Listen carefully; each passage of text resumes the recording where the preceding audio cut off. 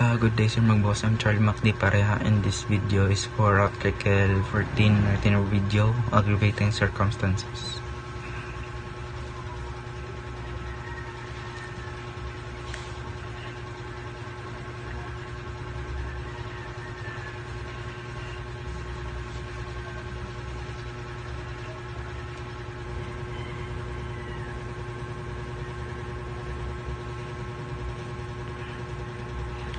So, Article 14, aggravating circumstances. First is the advantage taken by offender of his public position.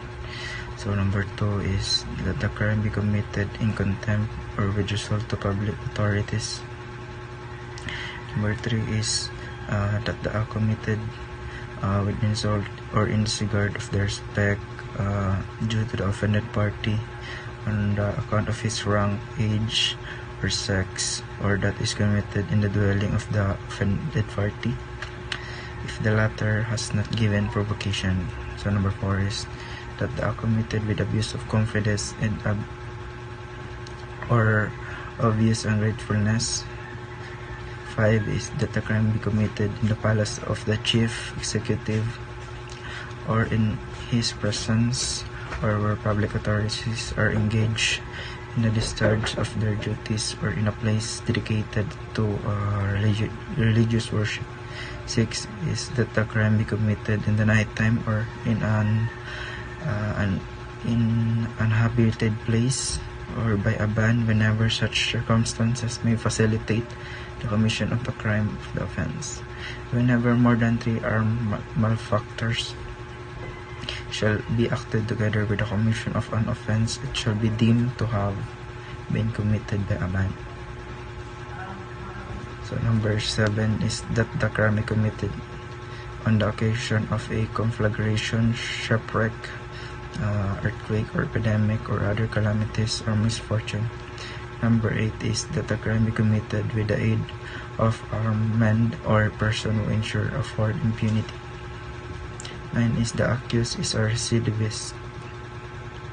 10 is that the offender has been previously punished by an offense to which the law attach an equal or greater penalty, or for 2 more crimes which it attach a lighter penalty. Number 11 is that the crime be committed in consideration of a prize, reward, or promises.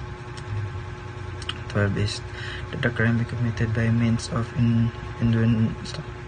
inundation, fire, poison, explosion, standing of a vessel or international damage thereto, derailment of locomotive, or by the use of any artifice involving great risk and ruin.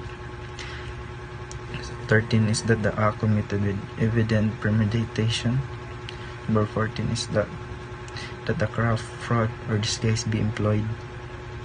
15 is that the advantage be taken of superior strength or means be employed to weaken the defense. 16 is that the act committed with treachery. There is treachery when the offender commits any of the crimes the person employing means, methods, or form in the execution thereof which tend directly and especially to ensure execution without risk to himself arising from the defense which the offended party might take. 17 is that means be employed or circumstances brought about which add economy to the natural effects of the act. 18 is that the act committed after an unlawful entry.